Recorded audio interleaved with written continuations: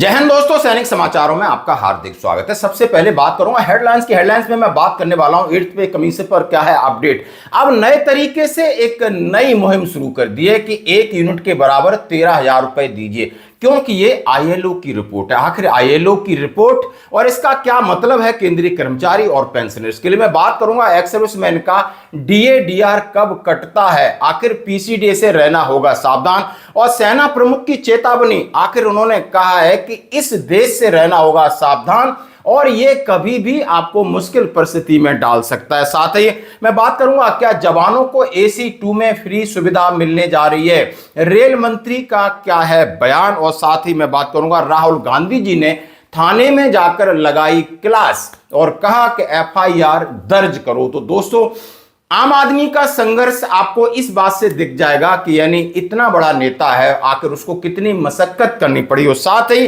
राष्ट्रगान का मजाक। हाँ जी दोस्तों, वहां पर एक नेता के पास समय नहीं है राष्ट्रगान के समय खड़े होने का। और दोस्तों, ठग ऑफ वार का एक वीडियो जो कि सेना का एक मनोरंजन और ताकत दिखाने का साधन है।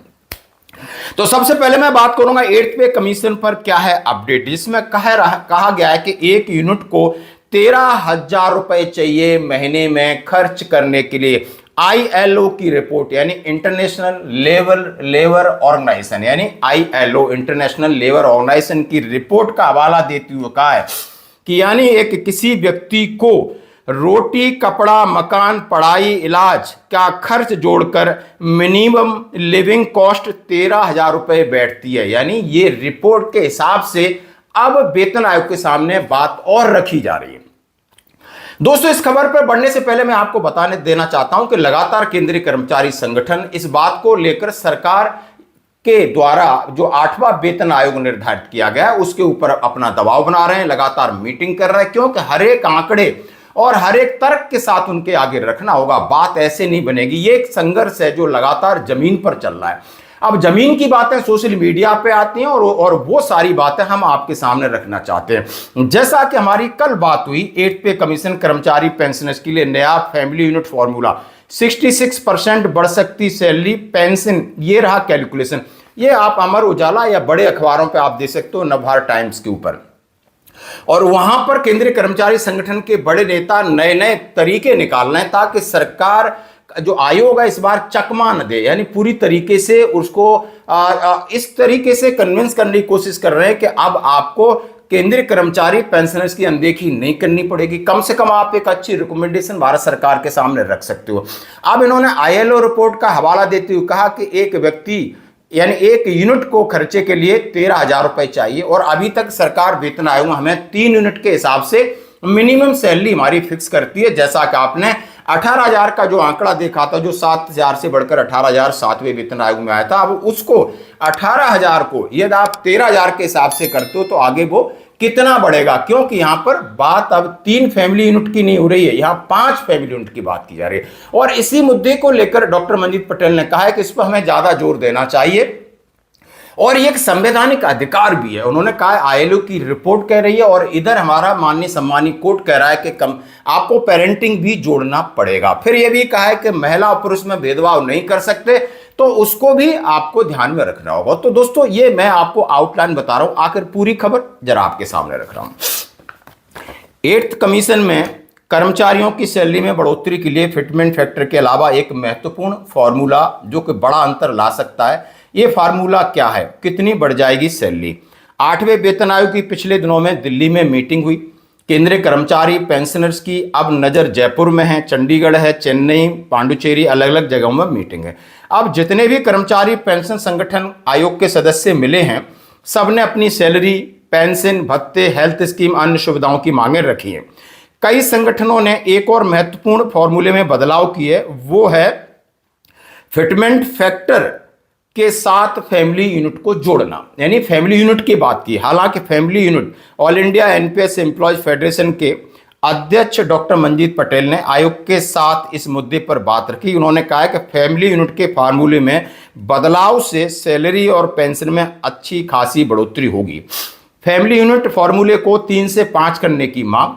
डॉक्टर पटेल ने बताया कि फैमिली यूनिट की संख्या अभी तक 3 मानकर फिटमेंट फैक्टर तय किया जा रहा था, इसमें कर्मचारी, उनके जीवन साथी और 2 बच्चे शामिल थे। माता पिता को शामिल करने की मांग की जा रही है। आप स्पष्ट आप समझ चुके होंगे। 3 फैमिली यूनिट से जो उन्होंने डिवाइड किया कि किसको क्या वेटेज दिया गया। अब 5 फैमिली यूनिट की बात की जा रही है। कर्मचारी 1, जीवन साथी 1, पहला बच्चा 0.8, दूसरा बच्चा 0.8, कर्मचारी के माता पिता 0.8 प्लस 0.8 यानी 5.2, राउंड ऑफ में 5। डॉक्टर पटेल के मुताबिक सामाजिक सुरक्षा की दिशा में यह एक महत्वपूर्ण मांग है कि फैमिली यूनिट की संख्या 3 से बढ़ाकर 5। खास बात यह कि माता पिता को भी फैमिली यूनिट का हिस्सा बनाने की मांग की गई है। कारण है कि माता पिता की जिम्मेदारी भी कर्मचारी पर होती है। वेतन आयोग के इतिहास में पहली बार पुरुष और महिला की यूनिट वैल्यू में असमानता को खत्म कर दोनों को समान रूप से वेटेज देना चाहिए। ILO की रिपोर्ट के मुताबिक उन्होंने कहा है कि लिविंग कॉस्ट को सैलरी निर्धारण करने के लिए आपको 1 यूनिट इज इक्वल टू 13,000 होता है। यानी कि आपके हिसाब से 3 फैमिली यूनिट हैं तो 39,000 होना चाहिए था, लेकिन आप 5 हैं तो 13,000 गुणा 5 इज इक्वल टू 65,000 होना चाहिए। यानी कि कर्मचारियों की बेसिक सैलरी में 26,000 रुपए की बढ़ोतरी और 66 सीधा % की बढ़ोतरी दिखाता है।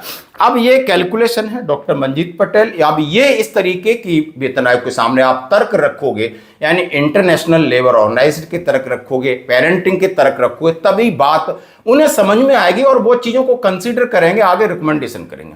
और रिकमेंडेशन करने के बाद जब प्रेजेंटेशन होगी और सब लोगों के बीच में आपके तर्क जो आपने रखे गए हैं और रिकमेंडेशन में वो तर्क होंगे, तो सरकार कहीं ना कहीं बेबस होना पड़ेगा आपकी बात को मानने के लिए। जब आप तर्क नहीं रखोगे, तर्कहीन रखोगे, फिर आप समझ सकते हो कि फायदा फिर भगवान भरोसे। तो दोस्तों ये एक लड़ाई है, ये जारी है। इस जो भी अपडेट है मैं आपके साथ शेयर करता हूं। धन्यवाद। अब मैं बात करूंगा एक्स-सर्विसमैन का DA/DR कब कटता है और कब मिलता है। ये बहुत जरूरी सवाल है और जैसा कि आप एक्स-सर्विसमैन हेल्पलाइन ने खबर डाली है, एक्स-सर्विसमैन के लिए पेंशन पर DR कटौती के नियम और सरकारी आदेश। सबसे पहले जैसे आप रिटायर्ड हो जाते हो, अपना लाइफ सर्टिफिकेट आप फिल करते हो और यदि आप कहीं सेकंड जॉब आप कर रहे हो और उस समय आप सेकंड ऑप्शन में अपना जॉब भर देते हो, या तो उस समय आपकी महंगाई राहत या जिसको महंगाई भत्ता जो भी बोलिए वो कट जाता है। इसमें सीधा लिखा है, एक भूतपूर्व सैनिक के लिए उसकी पेंशन एक महत्वपूर्ण हिस्सा महंगाई राहत होती है। हालांकि कई पेंशन भोगियों को तब बड़ी समस्या का सामना करना पड़ता है जब उन्हें री एम्प्लॉयमेंट मिलने के बाद उनका DR कट जाता है। विशेष रूप से इस पर पोर्टल पर यह समस्या होती है। लाइफ सर्टिफिकेट जमा करते समय री एम्प्लॉयड विकल्प पर आप यस चुनते हैं तो सिस्टम आपका DA/DR वैसे ही रोक देता है और रक्षा मंत्रालय कहता है ये इस तरह का कोई कानूनी नहीं, लेकिन उन्होंने ऐसा विकल्प बना दिया, आप री एम्प्लॉय कर देते हो, लेकिन आपको नहीं पता कि आप री एम्प्लॉय है वो किस प्रकार के री एम्प्लॉय है, और जैसे ही री एम्प्लॉय करते हो आपका यानी जो पेंशन पे जो DR मिल रहा है वो कट हो जाता है। तो सावधान रहना होगा। DR कटौती से संबंधित कानूनी ढांचा और नियम। पुनः नियोजित पेंशन भोगियों के लिए DR की पात्रता मुख्य रूप से नियम और आदेशों पर आधारित है, यानी 4 नियम उन्होंने बताए 2008 में, रेगुलेशन 12, PCDA का सर्कुलर 12 अप्रैल 2018, DOPT का ऑफिस मेमोरेंडम 1986 और DOPPW का सर्कुलर 1997, जिसमें कहा इस आदेश के तहत PBOR JSUR श्रेणी के पेंशन भोगियों के कुछ शर्तों के साथ पुनः रोजगार के दौरान DR का अधिकार दिया जाता है। यानी आप दोबारा जॉब करते हैं तो JSU जवान है तो आपका DA/DR पहला पेंशन मिल रही तो उसके साथ DA भी मिलेगा या DR मिलेगा। अब उन्होंने कहा है 1997 से पहले और बाद के नियम। पहले ऐसा नियम था आप दोबारा सरकारी नौकरी करते हो तो आपको DR नहीं मिलता था। अब उस नियम में 4 शर्तें जोड़ दी गई। रैंक की पात्रता, पे लेवल, पेंशन का आपको कहा गया पे प्रोटेक्शन का नियम, न्यूनतम वेतन फिक्सेशन, यानी दोबारा आप जब कहीं जॉब कर रहे हैं तो आपको जो आपको पे मिल रही थी उसी हिसाब से आपको पे मिल रही है, पे प्रोटेक्शन है तो हो सकता है कि कट जाए, तो उसके नीचे मिल रही तो नहीं कटेगा। और इसकी अलग अलग 4 शर्तें हैं, जैसे आप पे प्रोटेक्शन के बारे में आपने सुना होगा। तो सबसे पहले ध्यान रखना है कि आप अपना लाइफ सर्टिफिकेट भरते हो तो री एम्प्लॉय बिल्कुल नहीं लिखना है और री एम्प्लॉय पे यस करना ही नहीं है। बाकी आप जिस डिपार्टमेंट पर जॉब करते हो उसके अलग अलग नियम हो सकते हो। धन्यवाद दोस्तों। अब मैं बात करूंगा सेना प्रमुख जनरल नरवाने साहब की। उन्होंने कहा है का सीधा सीधा कहा है कि भारत और भारतीय सेना के लिए बड़ी चुनौती चीन है, न कि पाकिस्तान। पाकिस्तान इसी तरीके से आतंकवाद प्रायोजित करता रहेगा, आपका ध्यान बटाएगा, लेकिन चीन आपको बहुत बड़ी टक्कर दे सकता है। पूर्व थल सेना प्रमुख जनरल मनोज मुकुंद नरवणे ने भारत की राष्ट्रीय सुरक्षा को लेकर बड़ा दूरदर्शी बयान दिया। अपनी एक किताब में लिखा है कि पाकिस्तान से मिलने वाली आतंकवाद की चुनौती के कारण भारत का ध्यान उस पर अधिक केंद्रित रहता है, लेकिन लंबी अवधि में चीन ही भारत का मुख्य प्रतिद्वंदी होगा। यानी कूटनीति को सूझबूझ तरीके से उन्होंने चेता है कि सेना को इसके लिए तैयार रहना होगा। उन्होंने कहा है जहां चीनी बॉर्डर्स हैं वहां पर आपको बड़ी प्रॉब्लम हो सकती है, बड़ी लड़ाई लड़नी पड़ेगी। हालांकि पाकिस्तान से ज़्यादा उस तरीके का आप निश्चिंत रहें, इस बात को कहा है। पाकिस्तान और चीन के बीच का अंतर उन्होंने समझाया और ये राष्ट्रीय सुरक्षा को लेकर सेना को चेतावनी दी। धन्यवाद दोस्तों। अब मैं बात करूंगा क्या जवानों को मिलने वाला है AC2 की सुविधा। एक बयान वायरल हो रहा है और ये हुआ है जब से 3 अगस्त 2026 को रेल मंत्री जी के लिए लिखा गया था कि CISF और अन्य सुरक्षा बलों के जवानों के लिए भारतीय रेलवे में विशेष कोटा, स्पेशल कोटा उपलब्ध कराने की बात, ये लेटर है आपके सामने और लिखने वाले हैं Varsha Eknath Gaikwad, member of parliament. उन्होंने कहा है जितने भी फोर्सेस हैं वो एक जगह से दूसरी जगह जाते हैं, उन्हें बहुत सारी समस्या होती है और उनको तत्काल रेशन की सुविधा ट्रेन में होनी चाहिए। और उन्होंने कहा है जैसे यदि वो छुट्टी जा रहे हैं या TD जा रहे हैं या कहीं जा रहे हैं तो उन्हें उनका वेटिंग लिस्ट में नाम नहीं होना चाहिए, यदि उनका और ट्रेन के अंदर भी उनके पास लीव सर्टिफिकेट है, आई कार्ड है, और उस चीज को देखते हुए यानी सर्विस ID के हिसाब से लीव सर्टिफिकेट के आधार पर ट्रेनों में कंफर्म सीट और बर्थ प्राथमिकता से उपलब्ध कराई जाए, क्योंकि बड़ी मुश्किल से छुट्टी मिलती है और छुट्टी में वो धक्के खा के न जाएं, या उन्होंने कहा है टॉयलेट के पास बैठ के, बड़े शर्म की बात है। आप ये लेटर आपके सामने रख रहा हूं। साथ ही अब इस बात की चर्चा हो रही है कि भारतीय रेलवे द्वारा सशस्त्र बलों के जवानों को लेकर बड़ी पहल, खबर सोशल मीडिया पर हो रही है। दावा किया जा रहा है कि सैनिकों को 2 AC कोच में जीवन भर मुफ्त यात्रा की सुविधा दी जाएगी, जिसे देश के प्रति उनकी सेवा और समर्पण के सम्मान से जोड़कर देखा जा रहा है।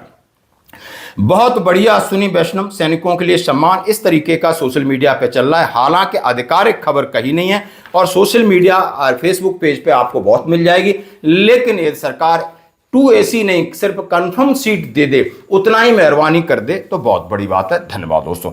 अब मैं बात करूंगा, जरा आप देखिए, राहुल गांधी जी हैं दिल्ली थाने में FIR दर्ज कराने के लिए एक युवा के साथ जाते हैं, 6 घंटे वहां धरना प्रदर्शन करते हैं, उसके बाद FIR होती है। जाते ही भड़क जाते हैं, जैसे ही गृह मंत्री की तस्वीर देखते हैं अमित शाह जी की, बोला इसका इस ऑफिस में अमित शाह जी का क्या काम है, क्यों तस्वीर लगाई है, और वहां पर पुलिस कमिश्नर को जवाब देते बड़ा मुश्किल हो जाता है। आप समझ सकते हो कि लगातार राहुल गांधी जी एक आम नागरिक बनकर लोगों के बीच कूद गए हैं दोस्तों, बिल्कुल कूद गए हैं और हवा बदल रही है, ये गारंटी की बात है। अब कुछ भी हो, लेकिन समय हमेशा समय में परिवर्तन होता ही है। तो आप ये वीडियो देख सकते हो किस तरह क्लास लगा रहे हैं। 20 दिन 30 दिन 50 दिन 6 महीना वहीं बैठे, it's legal, he is requesting an FIR. Sir, already submitted. No. He is requesting an individual FIR for this bullet, for the pellet injury. Okay, भैया, very simple. You are not doing it. Sir, Okay. आपके in charge Amit Shah ji हैं, department को अमित शाह चलाते हैं, तो फिर उनकी photo क्यों है यहाँ पे? अब एक और वीडियो आपके सामने, जैसा कि हमारे लिए राष्ट्रीय तिरंगा, राष्ट्रीय गान, जब हम उनके सामने आते हैं तो राष्ट्रीय तिरंगा को सैल्यूट करते हैं, राष्ट्रीय गान होता है तो हम एक सावधान की मुद्रा में खड़े हो जाते हैं। लेकिन यहाँ पर उत्तर प्रदेश विधानसभा के अध्यक्ष हैं सतीश महाना जी, इतने महान हैं कि इनको गार्ड ऑफ ऑनर मिल रहा है, सैल्यूट मारना या राष्ट्रगान के प्रति इनका सम्मान, खड़े नहीं हो सकते। अब ये ट्रोल हो रहे हैं इस सोशल मीडिया पे। एक बहुत बात अच्छी है, आप खाना क्या खा रहे हो, नॉन वेज खा रहे हो, ट्रोल, आप कहाँ जा रहे हो, ट्रोल, और लगातार ट्रोलिंग चल रही है। शायद उनके पास से पहुंचेगा, वो भी माथा पीटेंगे कि कहीं ना कहीं गलती हुई है। अब हमारे जवान ITBP और SSB के जवान आपस में थग ऑफ वार, जो रस्सा कस्सी का खेल है, वो कर रहे हैं कि जैसे ही सैनिकों को समय मिलता है और इसी तरीके का अपना मनोरंजन करते हैं और एक दूसरे को एक शर्त लगाते हैं। ये हमारा सेना का अंदाज है। तो आज की खबरों में इतना ही, बने रहिए हमारे साथ। धन्यवाद। down.